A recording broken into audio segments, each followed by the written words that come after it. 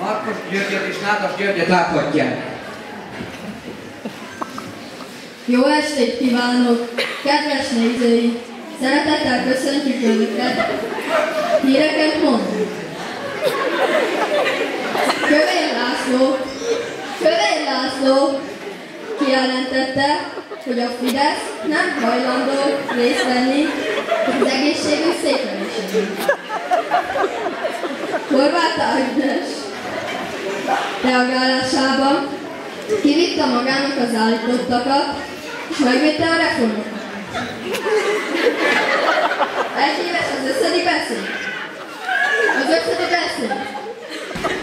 A miniszterelnök szerint ez volt az elmúlt 20 év legszenvedélyesebb politikai vallomásuk.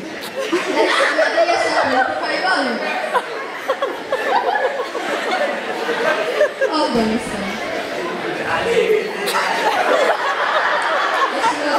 Szolgáltatott teljesítői amerikai haderőknek az elmúlt időszakban tomboló állandó homokvihar miatt a távolhelyükön a legkisebb újukat is be kellett tönni.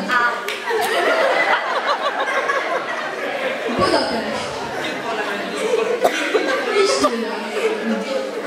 A független hírügynökség szerint az elmúlt időszakban történő rendőri túlkapások komolyan foglalkoztatják a közvéleményt. Azonban az a hír, mely szerint a KL-virág igazoltatás céljából megállító F. Tamás törzsőmester a sértettet marokfegyverének elsütésére kényszerítette, nem felel meg a valóságnak. Ismét Budapest. Nincs csillog. De nincs. Göncz Kinga külügyminiszter tárgyalásokat folytatott amerikai kollégájával a két ország közötti vízumkényszer eltörléséről és a magyar gazdaság fellendítéséről.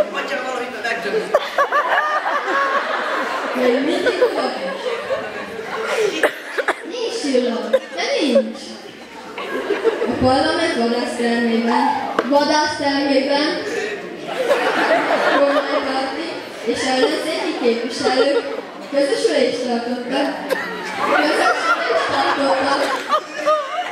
a közbiztosítós rendszerről, mert igen barátságosan menve folyt le. Sport! A Tour de France kerékpáros verseny egyik német résztvevője tagadta, hogy bármilyen dopingszert szedett volna, ám a vizelet mintacáfoltak jelentőség. Végül az időjárásról. Hazánkat az elkövetkezendő órákban nagy kiterjedésű melegfront éri el. Melegfront! Kora délután 10-15, hajnalban -5, 2 fok várható. És a legfrissebb hír közvetlenül adásunk előtt érkezett, miszerint újabb fejlődő ország küldöttsége érkezett hazánkba. Az ország vezetője nagy érdeklődéssel tekintette meg tőlünk távolságban